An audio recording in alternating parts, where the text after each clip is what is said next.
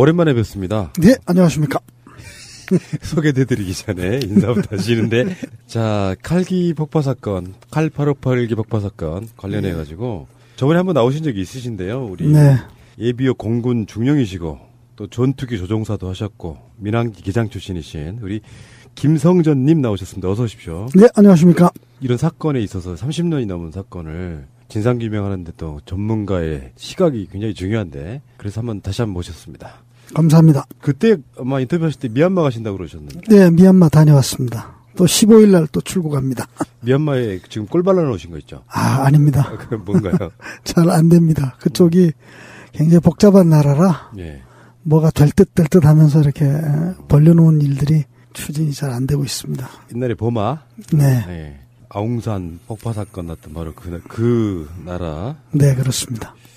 최근에 SNS상에 이상범 씨라고. 네. 마약 관련해가지고 지금 억울한 누명 쓰고 있다고 지금 계속 청원 비슷한 게 올라오시는 분도 있고요. 네. 미얀마에서 또 날라오셨는데, 또 가시기 전에 말씀을 좀 드려야겠죠? 네. 도움이 되면 좋겠습니다. 예. 자, 오늘은 이제 그런 얘기를 한번 해보고 싶어요. 이제 비행기 조종사까지 하신 분이니까. 네. 그 당시에 칼 858기 사건에 있어서의 어떤 잘못된 조사, 전문적인 조사가 필요한 거지 않습니까? 네, 그렇습니다. 예, 그래서 그런 종류를 한번 여쭤보려고 합니다. 일단 만약에 그거 여쭤보고 싶어요. 항공기 사고가 나면 네. 사고 조사하는 데 있어서 기본 원칙이 뭔가요? 사고 조사의 기본 원칙이라는 거는 사고 현장을 일단 보존을 해야 되고요. 모든 사고의 원인은 현장에서 있고, 가장 중요한 건 비행기는 절대 거짓말하지 않는다. 그러니까 모든 기계류의 경우는 거짓말을 하지 않습니다. 예. 근데 이제 그것을 어떻게 이제 사고 조사를 접근해 나가느냐인데, 중요한 것은 어떤 사고 조사 그 결과에 대해서 예단을 하면 안 됩니다. 그러니까 어떤 사고 조사를 이럴 것이라 하고 예단하고 하게 되면 벌써부터 그 방향이 틀어지죠. 그래서 그러겠죠. 현장에서 나온 증거, 또 잔해, 그다음에 자료, 유품 이런 거를 통해서 이제 밝혀져야 되는데, 우선은 이제 아까 말씀드린 것처럼 비행기는 거짓말하지 않는다. 그리고 사고 원인에 대해서 예단하지 마라. 그리고 사고 원인은 현장에 있고 한 조각의 잔해에서라도 증거는 나온다. 그리고 사고 조사에 대한 기간은 정해져 있지 않다. 얼마든지 오래 걸려도 그것을 사고 조사를 하는데 기간에 연연해서는 안 됩니다.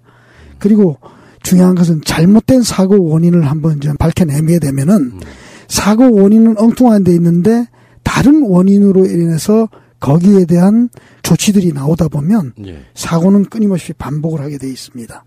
그러면은 이제 칼 858기 사건은 지금 말씀하신 그런 내용들이 네. 다 무시된 형태죠. 네, 그렇습니다. 예단도 했고. 예, 그렇습니다. 서둘러서 마무리 지어버리고. 네, 그런 그렇습니다. 건데, 이게 주목해야 될 사고 조사의 사례가 있을까요?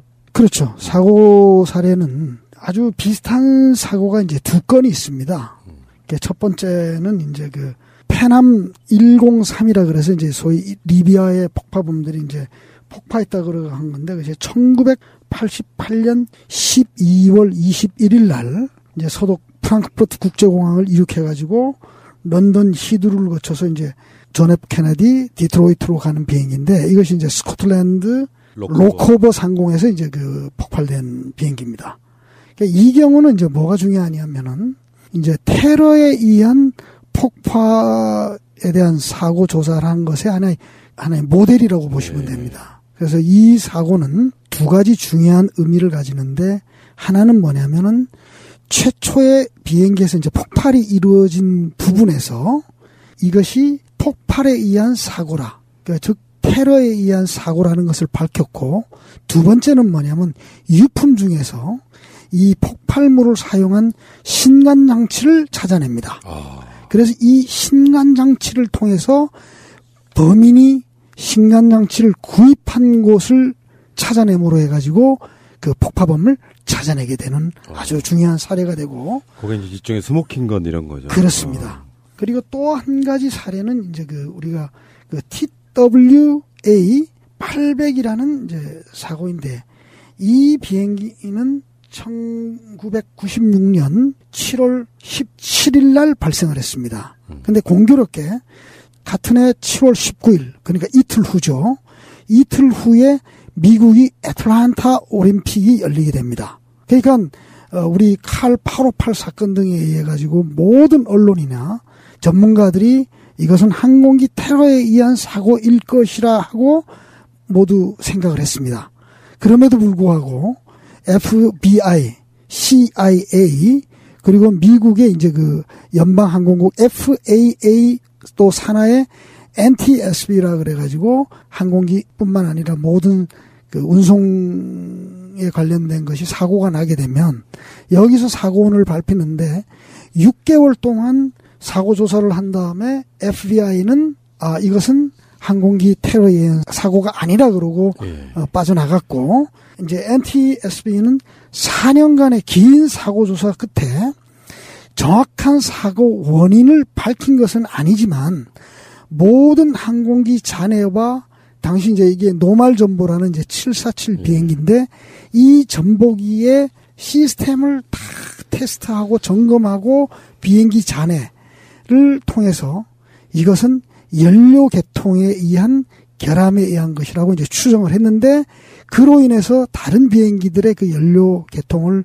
고쳐줌으로 해서 사고가 예방이 됐고 이 사고를 찾아내는데 가장 결정적인 단서는 뭐였냐면은 조종사가 마지막 조종석 내에서 조종사들끼리 나누는 대화에서 이것은 테러에 의한 사고가 아니라는 단서를 찾아내게 됩니다. 운항하다 보면은 뭔가 좀 이상하다 뭐 그런 대화였었나 보죠? 그렇죠. 그러니까 요거는 배울 점이 정말로 많네요. 그렇습니다. 그래서 칼 858기 폭파 사고가 났을 때 사실은 이제 이건 좀 약간 방향이 좀 다른데 예를 들어서 그쪽으로 몰고 가려고 했느냐 아니면은 예초부터 그쪽으로 쓰려고 사건을 일으켰느냐에 대한 부분 좀 있는 거예요. 기술적으로는 약간 좀 다른 부분이 있는 것 같아요. 그렇죠. 그러면 칼 858기 사건은 지금 말씀하신 이런 원칙이랄까 이런 사례에 비춰봤을 때 어떻습니까? 하나도 지켜지질 않았습니다. 그러니까 우선 중요한 것은 뭐냐면 칼 858 사고가 1987년 11월 29일 날 발생합니다. 근데 이 사고 조사가 이제 그 팀들이 총 26명의 이제 그 인원이 구성이 돼서 가는데 여기에 이제 교통부에서 3사람이 갑니다. 당시 교통부 차관이 단장으로 갔고요. 그 다음에 서울지방항공관리과 그 검사과장하고 운항 담당해서 이제 3명이 가는데 사고기의 잔해가 발견되는 게 12월 11일 날 발견이 되는데 이 사람들이 항공기 잔해가 발견되지도 않는 12월 10일 날 한국으로 철수를 해버립니다. 아하. 그러니까 이것은 있을 수가 없는 거죠. 그러니까 뭐냐면 항공기 사고를 가장 정확하게 조사하고 거기에 대한 발표를 내야 되는 당시 교통부, 지금의 국토교통부의 담당자들은 12월 10일 날 다 철수를 해버리고 그다음에 그 당시에 안기부 요원 1명, 물론 이제 대외적으로 보고서에는 1명이라 그러지만 사실상은 많은 안기부 요원들이 투입된 것으로 여러 가지 증언과 자료에 나오고 있고요. 그 다음에 외무부의 2명이 이제 참석을 하고, 그 다음에 경찰청에 1명, 노동부에 1명, 그리고 나머지 18명은 이제 대한항공에서 조사를 하는데 이것이 우선 잘못됐습니다. 왜냐하면 인원 구성상도 잘못되어 있고, 설령 잔해가 12월 10일까지 발견되지 않아서 교통부 요원들이 철수를 한다 하더라도 1명 정도의 감독관은 반드시 남겨둬야 되는데 1명도 남기지 않고 다 철수해버렸다는 거, 이제 거기에서부터 우선 잘못이 됐고요.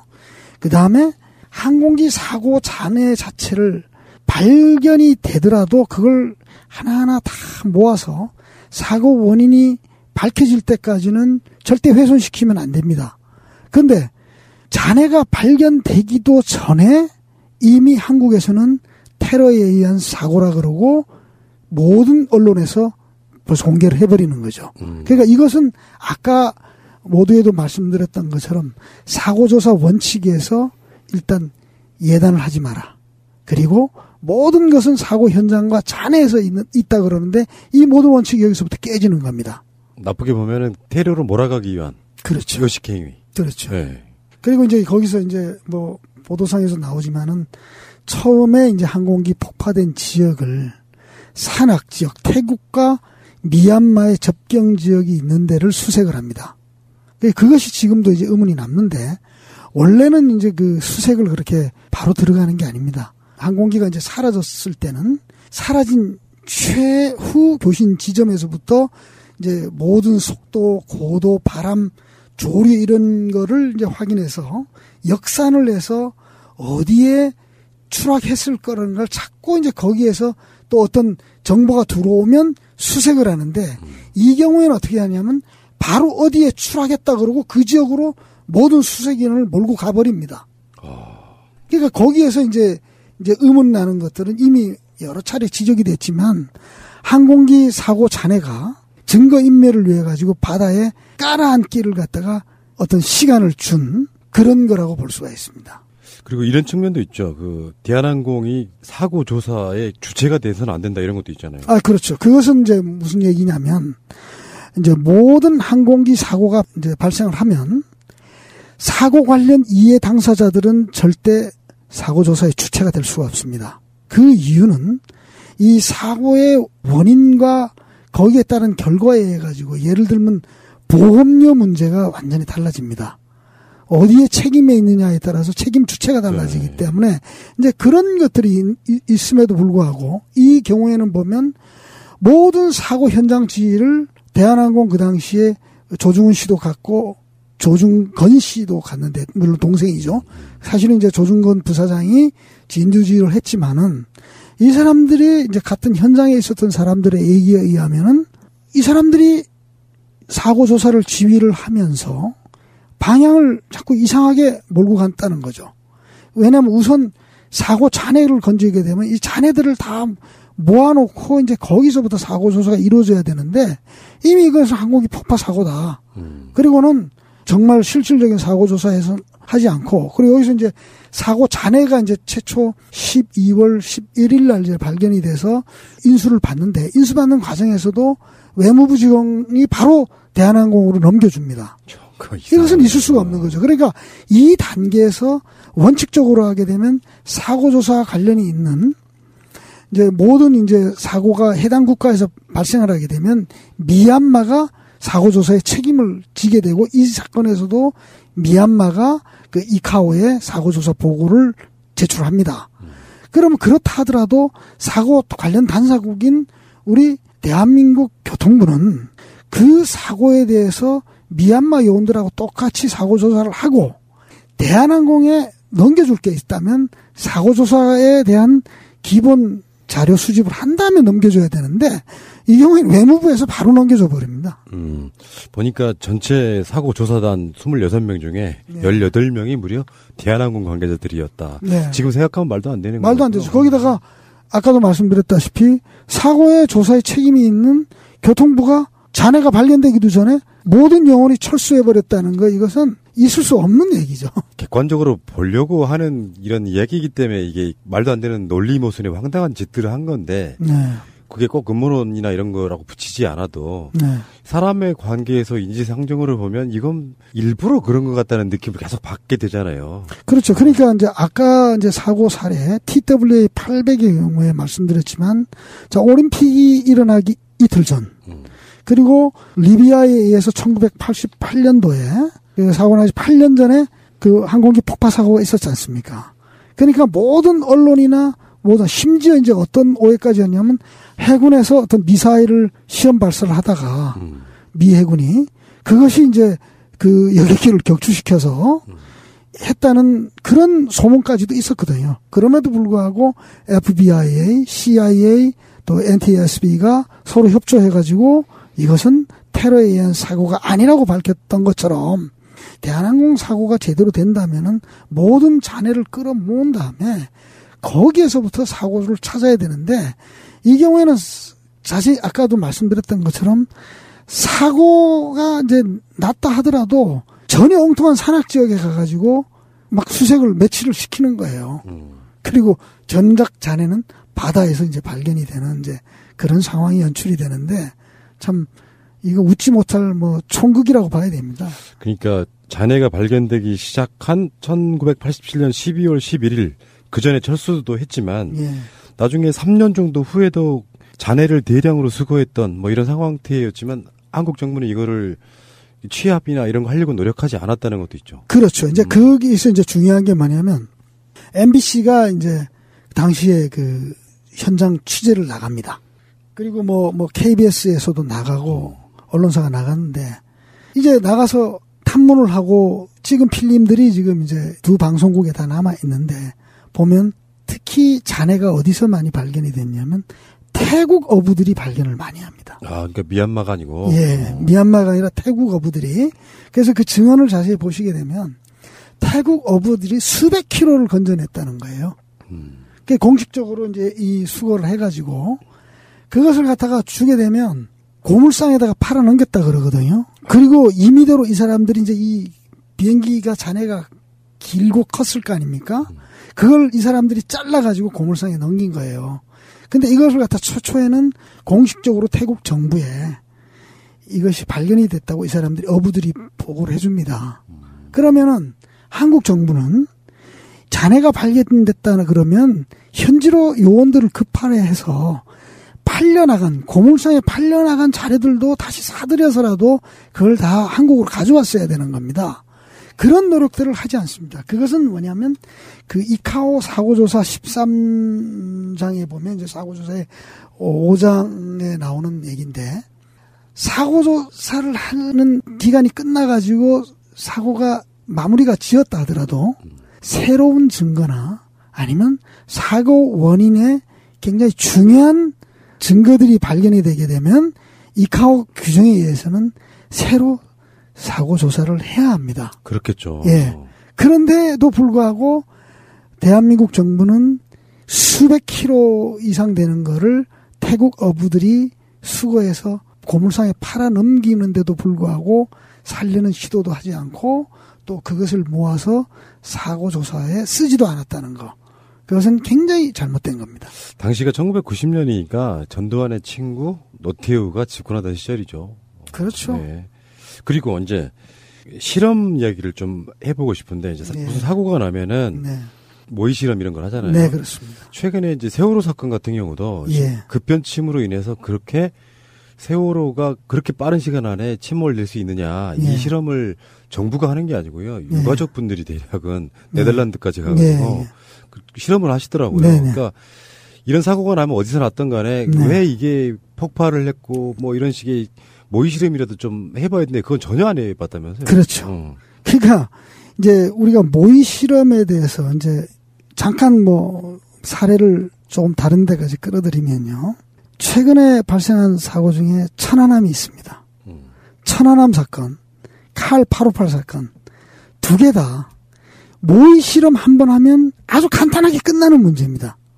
근데 실험을 하려고 하지 않습니다. 근데 칼 858의 경우에는 재밌는 이제 실험들이 있기 때문에 지금부터 그걸 소개를 해드리겠습니다. 아유, 기대가 큽니다.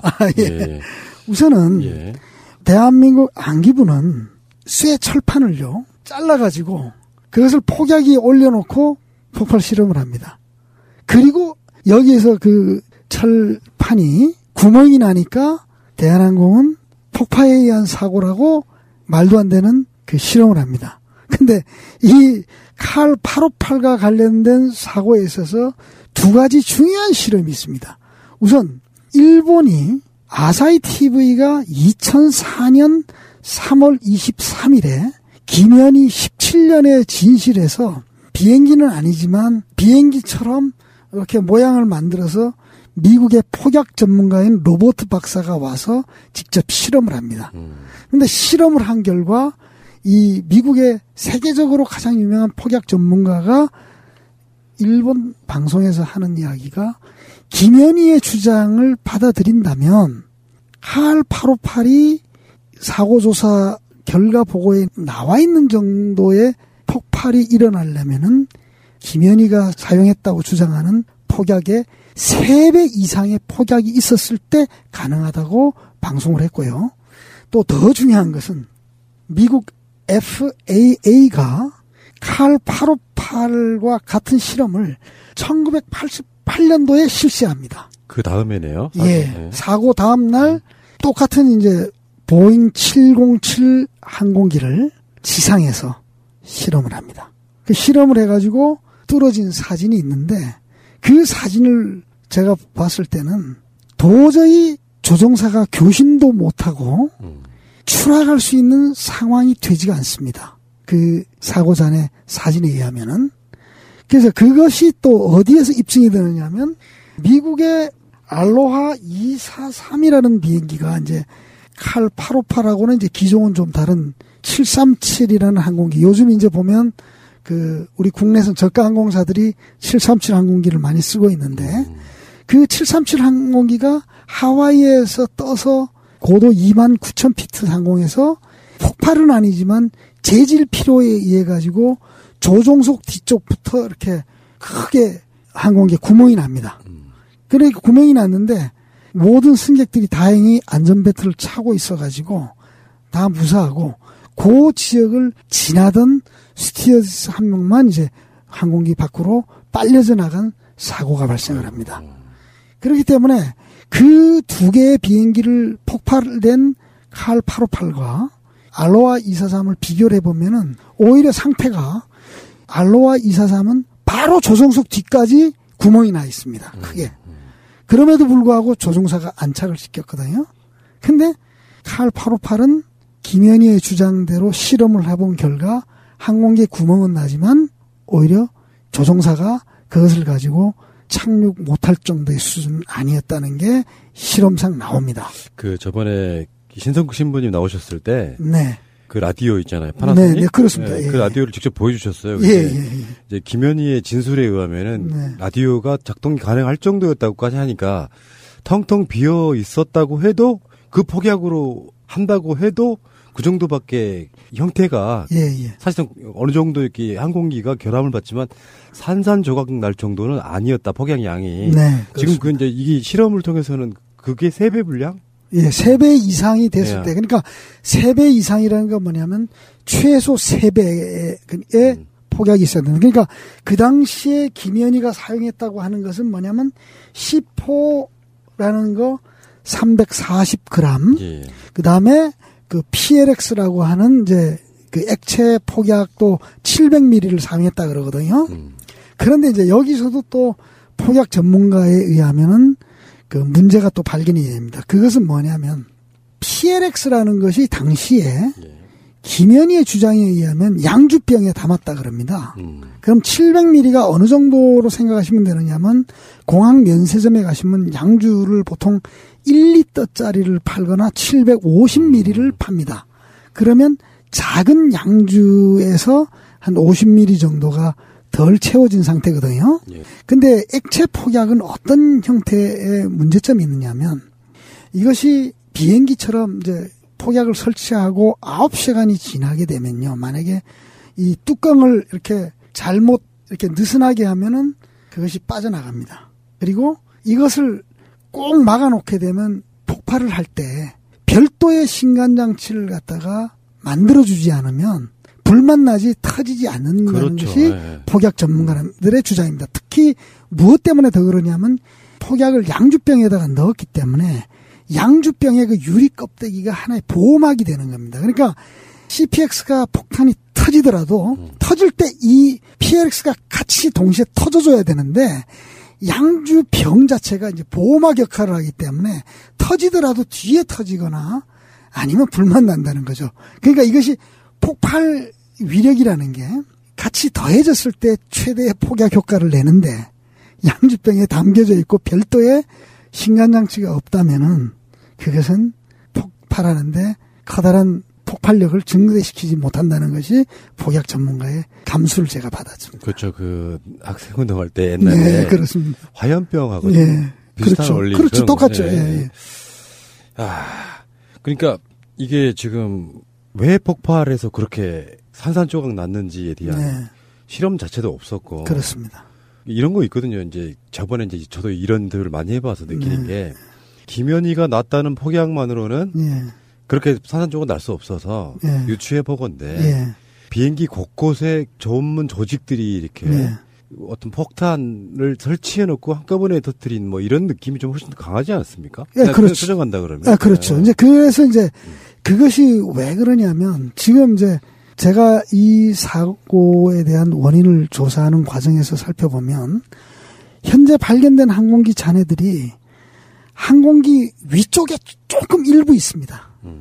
그러니까 사실 여기서 중요한 건 뭐냐면 아까 말씀드렸다시피 페남 사고에서 보듯이 최초의 폭발이 있은 지점은 반드시 변형이 오게 돼 있고 열에 의한 그 이제 녹는 현상이 반드시 그렇죠. 발생합니다. 그러니까 그 부분이 김현희의 주장에 의하면 이제 이렇게 그 선반 우리가 비행기를 타게 되면 짐 싣는 선반에서 터졌기 때문에 그렇다면 그쪽 부분에 이렇게 열이 먹고 폭발한 이제 흔적을 찾아내야 되는데 그쪽에 잔해가 없어요. 그 다음에 아래쪽 잔해들이 거의 없습니다. 근데 아래쪽 잔해 중에서 일부 있는 게 뭐냐면 날개 쪽에 꽤 지금 발견이 돼요. 근데 날개 쪽은 뭐냐면 모든 비행 여객기들은 날개가 연료 탱크입니다. 그 연료 탱크이기 때문에 거기는 폭약을 장치하기가 굉장히 어렵죠. 그러니까 애초부터 무슨 누가 폭약을 장치하면 모르는데 그래서 지금 이제 추정되는 게 뭐냐면 보통 이제 제가 신신부님한테도 비행기에 가서 이제 그 주기되어 있는 비행기를 내가 보여드렸는데 사진을 찍어서 보통 비행기들이 이제 비행기를 마주 보는 상태에서 오른쪽에 기장석이 있습니다. 그리고 보통 오른쪽에 게이트가 이렇게 접안이 돼요. 그리고 반대쪽 그러니까 비행기의 진행 방향으로 봐서는 오른쪽이 되고 마주 봤을 때는 이제 그렇죠. 왼쪽 부분이 되는데 그쪽에 지금 잔해가 없습니다. 그러니까 아까 제가 말씀드렸던 그 플러스에서 조종석 밑에 있는 화물칸? 예. 그 심들 하시는 거죠, 사실은. 그러니까 조종석 밑쪽의 화물칸은 이제 이 비행기가 어떻게 되냐면 애초부터 그 이렇게 뭐 떠서 바로 지금처럼 다이렉트로 오는 게 아니고 이제 아부다비에서 떠서 바그다드를 거쳐서 오거든요. 그럼 이제 제가 추정을 할 때나 김현희 얘기가 뭐냐면 바그다드에서 폭약을 두고 내렸다 그랬잖아요, 선반에. 그랬다면 결국 어떻게 되냐면 그걸 우리가 역으로 추정하면 폭약을 바그다드에서 제3의 인물들이 설치를 하는데 주로 화물칸에 이제 아마 했을 것이다. 그러면 화물칸에 실을 때 어떻게 되냐면 중간 기착지에서는 보통 기장석, 그러니까 비행기 진행 방향으로 봤을 때 기장이 있는 왼쪽의 화물칸으로는 짐을 싣고 내리질 않습니다. 통상 그 반대쪽. 그러니까 진행 방향의 오른쪽에서 이제 싣고 내리거든요. 그래서 현재 그 할 858에 그동안 발견됐다는 잔해들이 왼쪽 부분 것들은 있어요. 근데 오른쪽 부분이 전혀 발견이 안 돼요. 그 뒤집어 얘기하면 뭐냐면 중간기착지에서 오게 되면 아부다비에서 떴던 승객들의 짐들이 보통 이제 안쪽에 이렇게 실리거든요. 그러면 이제 짐을 중간기착지에서는 그걸 내리고 싣는 게 아니라 그렇죠. 실은 상태에서 이제 반대쪽 오른쪽으로 이렇게 채워서 무게중심을 맞춰주기 때문에 제가 추정할 때는 분명히 이것이 바그다드에서 어떤 제3의 인물들에 의해서 오른쪽 밑 화물칸, 특히 화물칸 중에서도 조종사들이 교신이나 이런 걸 못하게 하기 위해 갖고 그쪽 안쪽으로 조종석 쪽으로 집중해서 설치를 하고 뒤에도 설치했을 가능성이 굉장히 높아 보입니다. 왜냐하면 그래야 비행기가 동시에 뭐 정말 꼼짝 못하고 사라질 수 있기 때문에 그렇습니다. 다른 인터뷰에서는 뭐 이제 그 당시 우리나라 폭파 전문 부대들의 뭐 이상한 동향 뭐 이런 얘기도 있었는데 뭐 그건 이제 뭐 주장일 뿐이고요. 네. 어쨌든 간에 폭발의 진원지 쪽에 있는 잔해는 전혀 발견되지 않았다. 그렇죠. 그러니까 폭발이 진원지일 것으로 예상하는 곳에. 그렇죠. 거기에 분명히 실었을 것이다. 네. 실제로 김현희는 라디오 속에 폭약을 장치한 적이 없다. 이렇게 네. 예상할 수 있는 거고. 그렇죠. 이게 오디오 방송이라 네. 사진을 보여드릴 수는 없는데 그렇죠. 실제 실험하는 장면들을 보면 비행기 일부가 이렇게 손상이 되는 거지 네. 전체가 산산조각 날 정도의 이력은 아니다. 예, 그렇습니다. 그래서 이제 근데 여기서 한 가지 이제 많은 사람들이 이제 영화와 이제 지난번에도 제가 말씀드렸잖아요. 영화 착각을 할 수 있다고 제가 말씀을 드리는데 이게 무슨 얘기냐면 사람들이 지금 그동안 김현희가 장착한 폭약 정도면은 이게 공중에서 압력 차이가 이제 바깥은 낮고 기내는 압력을 높여줬기 때문에 이것이 폭발이 일어나게 되면 오히려 더 엄청난 폭발이 일어날 거라고들 상상들을 하고 있습니다. 근데 제가 볼 때는 오히려 그 반대일 가능성이 높다는 거죠. 왜 그러냐면 이것이 지금 김현희가 앉은 그 폭약을 장착했다는 지역은 뭐냐면 선반이고 이 지붕 있는 위쪽입니다. 그럼 여기서 구멍이 탁 이제 최초에 발생을 하게 되면요. 어떤 현상이 생기냐. 우리가 그 맥주나 콜라 같은 경우를 막 흔들어 가지고 하게 되면 이제 안에 압력이 막 세지지 않습니까? 근데 조그만 구멍 하나를 탁 따면은 그쪽으로 그냥 일시적으로 빠져나가잖아요. 비행기도 똑같습니다. 공중에 나르는 이렇게 고도에서 우리가 알기에 이제 일반인들이 생각할 때는 공중에 올라가면 이제 계속 압력이 낮아지니까 비행기 외부와 내부의 압력 차이가 계속 벌어질 것으로 아는데 그렇지가 않습니다. 그것은 여압장치라 그래가지고 비행기 압력 유지하는 것이 계속 지상과 같은 상태로 유지해주는 게 아니고 외부 압력하고 대략 한 7psi에서 8psi라 그러는데 그 사이의 차이만 유지를 해주는 겁니다. 그래서 귀가 먹먹한 거죠. 그렇죠. 그래서 왜냐하면 그런 시스템을 일반인들은 잘 모르기 때문에 그냥 외부의 압력이 낮으면 낮은 만큼 그대로 압력이 가해져 갖고 터질 줄 아는데 그렇지가 않습니다. 최고 상한치는 대략 한 8.35 psi 차이가 되는데 요 비행기가 그 당시에 37,000피트 상공을 날았기 때문에 대략 그 영역이 그 바뀌는 그 구간인데 그래서 제가 생각할 때는 1차 폭발이 생기게 되면 처음에 폭발이 생길 때는 이제 압력 차이가 있는 걸로 느껴지지만 일단 항공기가 FAA에서 실험한 것처럼 구멍이 뚫리지 않습니까? 뚫리게 되면 비행기 안쪽에는 압력이 높고 비행기 외부는 압력이 낮기 때문에 뭐 화염 같은 게 이렇게 번지질 못하고 오히려 그쪽으로 빠져서 나가는 그런 현상이 발생해서 아까도 말씀드린 알로하 243처럼 제가 생각할 때는 조종사가 처치를 잘하면 내릴 수 있을 정도였다. 아니면 교신은 충분히 할 수 있을 정도였는데 이것이 교신 자체도 못하고 이렇게 사라졌다는 것은 결국 엄청난 폭발이 있었다는 것을 저는 추정할 수 있다고 생각합니다. 그렇죠. 근데 지금 이제 뭐 그 당시에 조사가 비정상적이었다. 대책 이런 것들이잖아요. 네. 근데 저는 이제 그런 걸 한번 얘기를 한번 해보고 싶어요. 김현희의 말의 거짓말이라든지 그 이야기는 우리 방송으로 여러 번 나갔기 때문에 실제로 지금 이제 30년 넘게 31년째지 않습니까? 이게 재조사를 해야 된다면 주로 어떤 지점들을 어떻게 해야 되는지 일반 청취자분들이나 국민들 입장에서 보면 막연할 수 있거든요. 네, 그렇습니다. 그 얘기를 한번 들어보고 싶어요. 그렇죠. 그러니까 지금 와서 만약에 재조사를 한다면은 방법은 저는 크게 두 가지라고 봅니다. 한 가지는 뭐냐면 실제 비행기를 가지고 한번 실험을 해보자. 정말 김현희 주장대로 한 그 폭약이 그렇게 실렸을 때 정말 그런 현상이 발생하는지 그 공중에서 해보는데 근데 그 경우에는 이제 뭐냐면 일단 보잉 707 비행기를 뭐 하나 구해야 될 것이고 또 그걸 실험에 참석하는데 이제 약간의 장치를 하고 항공기의 변화를 카메라를 설치해서 요새 뭐 다 전송받는 시스템을 갖추고 또 조종사가 타든가 아니면 뭐 무인 조종을 해야 되는데 사실 무인 조종은 어렵고 그러니까 저 같은 경우에는 제가 2005년도에도 제가 그 얘기를 했어요. 이 정도면 내가 분명히 끌고 내릴 수 있다. 오케이, 내가 실험하겠다. 근데 꼭 공중에서 해야 돼요? 그냥 그러니까, 지상에서 할 수도 있잖아요. 그러니까 이제 제가 말씀드리는 거는 뭐냐면 모든 사람들한테 명확하게 해주기 위해서는 그게 제일 좋은데. 똑같은. 그렇죠. 근데 그 방법을 이제 할 수가 없다면은 FAA가 실험했던 것과 같은 요령으로 지상에서 똑같은 테스트를 해보면은 이제 어떤 현상이 벌어지는가를 우리가 알 수가 있거든요. 그래서 이제 중요한 건 뭐냐면 정말 김현희 주장대로 그 파나소닉 라디오에 김현희가 주장하는 만큼의 폭약이 들어가는지부터 정말 국민들 앞에 중계방송하면 되잖아요. 그죠? 근데 만약에 그렇게 실험을 했는데 정말 김현희가 주장하는 것처럼 비행기가 산산조각 나더라. 그러면 이제 모든 사람들이 오케이. 그건 어그리. 동의할 수가 있지만은 만약에 그게 아니라 그랬을 때는 자, 그러면 과연 그런 정도의 폭발이 일어나려면 어떤 현상이 일어날 수 있느냐. 그걸 한번 테스트 해보면 됩니다. 그러니까 일단 방송 들으시는 분들 중에서도요. 칼 858은 북한이 김현희를 이용해서 폭발시킨 게 맞아. 라고 생각하시는 분도 있을지도 몰라요. 근데 막상 실험을 해보니까 그 정도 폭약으로는 비행기가 그렇게 산산조각 나기는 힘들다. 네. 그게 입증이 된다고 하면 이제. 그렇죠. 그게 이제 재조사의 시작이 될 그렇죠. 수밖에 없을 텐데. 시작이죠. 예. 최근에 작년인가요? 네. 중요한 증거가 입수했다고 저는 들었거든요. 그러니까 사진이나.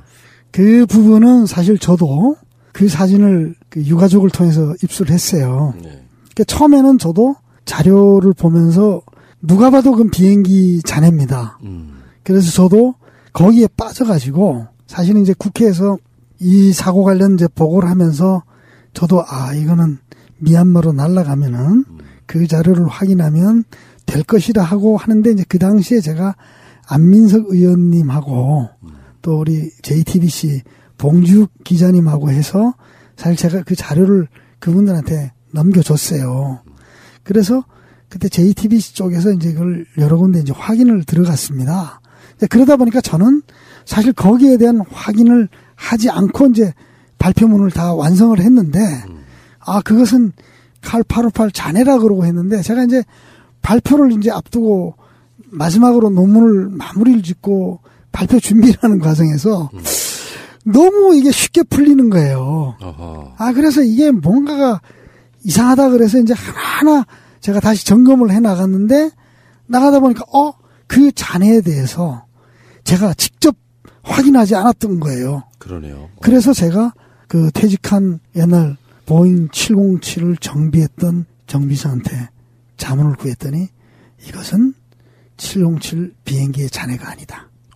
그래서 그 결정적인 건 이제 뭐냐면 그 발견된 잔해라는 것이 추정되는 것이 항공기의 그 앞바퀴를 이렇게 하는 그 뭉치인데 이 여객기들은 이착륙하는 과정에서 무게를 많이 받기 때문에 여객기들은 이렇게 T자형을 씁니다. 그러니까 축이 양쪽 바퀴가 이렇게 걸리고 가운데 축이 이렇게 T자로 해서 그 비행기에 연결이 되는데 발견된 잔해는 뭐냐면 오다가 앞바퀴 쪽에 이렇게 한번 U자로 이렇게 구부러집니다.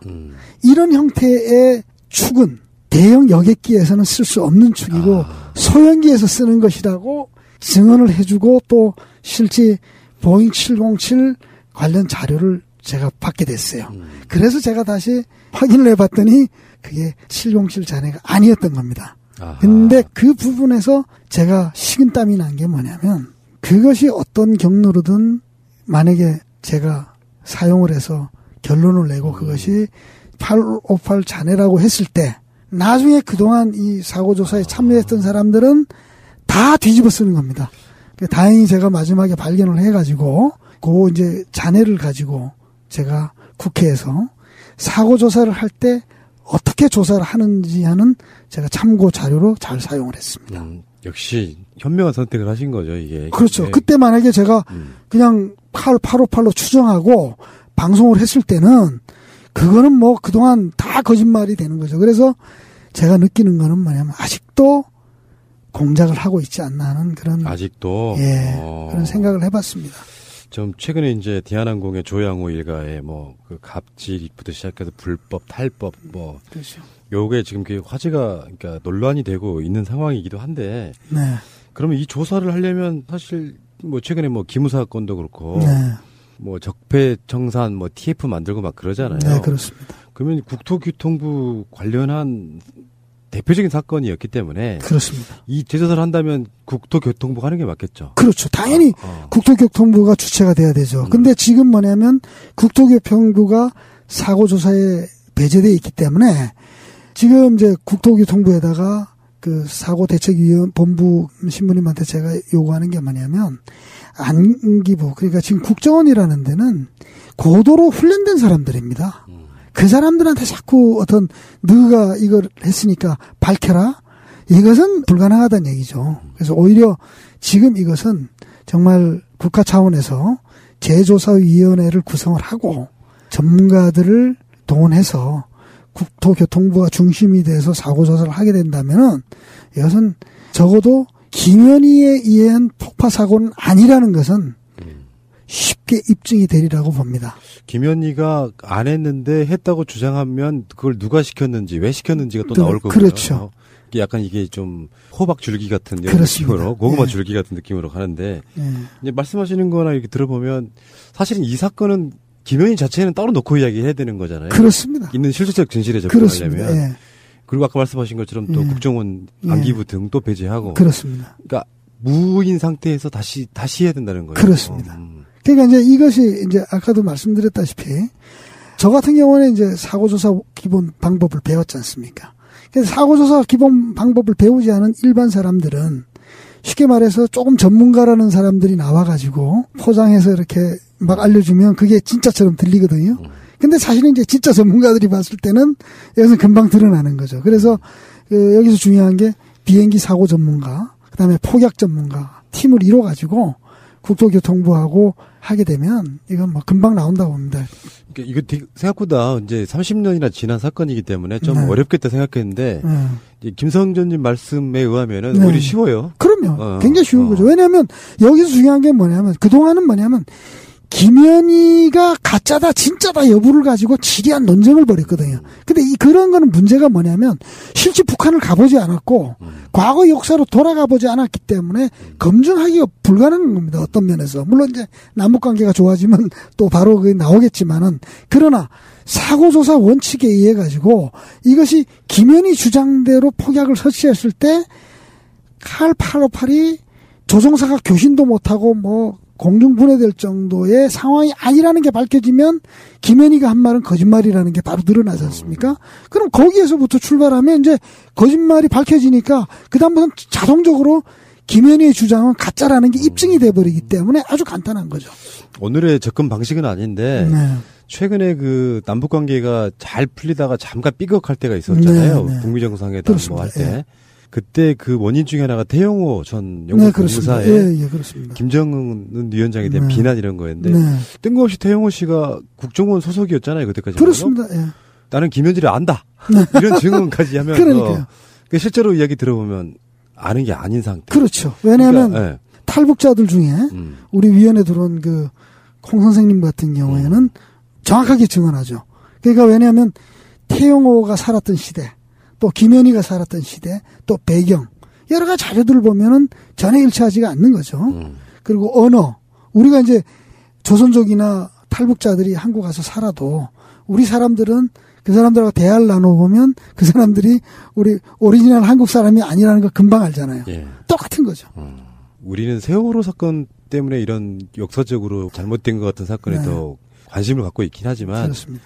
이건 일종의 이제 예전 같으면 그 과거 청산 그렇습니다. 또는 뭐 친일 청산 이런 것처럼 그렇습니다. 뭔가 미심쩍으면 이거는 민주화가 된 시점에서는 분명히 정부가 명확하게 해줄 필요가 있는 거예요. 그렇습니다. 그러니까 예를 들어서 이 사건하고 저는 똑같은 게 뭐냐면 천안함도 마찬가지라고 봐요. 천안함도 간단하게 폐암정 이제 해군에서 도태되는 거 있지 않습니까? 그거 하나 동원해가지고 저기 공군 이제 그 직도 사격장이라는 데가 있어요. 네. 그런 데 가서 한번 폭파 시험하면은 그 동물 탑승 시켜가지고 그 고막이 어떤 현상이 벌어지는지 금방 알 수 있는 거예요. 그러니까 이거 뭐 어렵게 갈 필요가 없는 거거든요. 천안함도요. 이게 이를 들면 배를 이렇게 세워놓고 예. 직접 마치는 게 아니라 정부 발표에 예. 의하면은 예. 그 아래에서 버블제트로 버블제트. 예. 그러니까 우리가 태어나서 참 한 번도 본 적이 없다는 그 그럼요. 버블제트로 예. 물의 압력으로 배를 쪼개는 기술이 가능한가 테스트하면 된다. 그렇죠. 테스트하면 되는 거예요. 김현희가 라디오에 갖고 왔다는 그 폭약으로 그렇죠. 산산조각 낼 수 있는가? 그렇죠. 할 수 있는 거죠. 그럼요. 근데 이제 비행기 조종을 오랫동안 하셨으니까 예. 실제로 만약에 그 비행기에서 우리가 예상하던 대로 네. 그 선반에 올려져 있던 폭약이 폭발하고 나서 비행기가 이제 일정 정도 구멍 나는 정도 예. 어떤 어느 한쪽이 크게도 예. 아니고 비행기 예. 전체로 보면 한 예. 15% 20% 정도 느낌이에요. 제가 15%도 안 돼요. 한 그 10% FAA에서 보면 제가 볼 때는 뭐 한 30분의 1도 안 될 것 같은데요. 근데 그러면 그 정도로 비행기가 공중에서 상황이 되면 네. 김성전님은 어떻게 그걸 운항하십니까? 저는 제가 실제 이제 공군에서 그 당시에는 뭐 F-16도 없었고 팬텀도 없을 당시에 제가 그 공군의 F-4 팬텀 2라 그래가지고 F-2 비행기를 제가 조종을 하면서 실제 공중에서는 아마 대한민국 역사 또 전 세계 팬텀을 운영하면서 저만큼 비행기가 공중에서 엔진이 폭발하고 또 터지고 뭐 완전히 너덜너덜 돼가지고 내려본 경험은 아마 전 세계에서 제가 유일할 겁니다. 그러니까 저는 공중에서 그걸 폭파되는 그 비행기를 조종을 해봤기 때문에 폭파돼도 비행기 조종하는데 문제 없습니다. 근데 그 상황 되면은 보통 이제 항공 운항하는 주로 항로가 네. 웬만하면 물과 가까우게 가려고 노력하는 부분이 있죠. 분명히 네. 짤 때. 네. 네. 그러면 그 상황에서 바다에 승객들이 완전하게 착륙시키는 뭐 네. 그런 걸 배우실 거 아니에요. 그렇죠. 그게 이제 소위 그 영어로는 이제 디칭이라 그러는데 그 옛날 허드슨강에서 그렇죠. 그 에어버스 가지고 그 양반도 이제 미 공군 전투기 조종사 출신인데 안착시켜서 승객 전체 구조했지 않습니까? 그러니까 네. 그것은 뭐 문제가 안 된다고 근데 봅니다. 칼 858은 그럴 만한 상황적 여유가 전혀 없었다. 공중에서 그냥 다 날아갔다. 그렇죠. 근데 김현희 포기하기로는 안 된다. 예, 네, 안 된다. 그러니까 국토교통부의 주관으로 해서 네. 다시 한번 그거를 실험하는 것부터 재검증을 하자. 그렇습니다. 오늘의 결론이었습니다. 그렇습니다. 과학적으로 접근 한번 해본 거예요. 그럼요. 과학적으로 가야 됩니다. 알겠습니다. 역시 이걸 해보신 분이 또 말씀해 주시니까 쏙쏙 와닿네요. 감사합니다. 그리고 저 충격적인 거는 그게 미국에서 실험을 해봤다는 게 더 그렇죠. 놀랍네요. 그렇죠. 그 자료만 받을 수 있어도 사실은 그 과정 생략할 수 있잖아요. 그렇죠. 왜냐하면 미국이라는 나라가요. 남의 나라 항공기 사고를 그렇게 똑같이 실험을 해봤다는 거는 제가 볼 때는 문제가 많다고 자기네들이 판단해서 했던 것 같습니다. 그런 걸로 약점을 주지 않았을까 싶기도 한데요. 그렇죠. 전두환의 약점이. 그렇죠. 네, 알겠습니다. 네, 그렇습니다. 네. 자, 오늘 좋은 말씀 감사드리고요. 날씨 더운데 건강하게 지내시다가 또 다음에 뵙겠습니다. 고맙습니다. 네, 감사합니다. 예.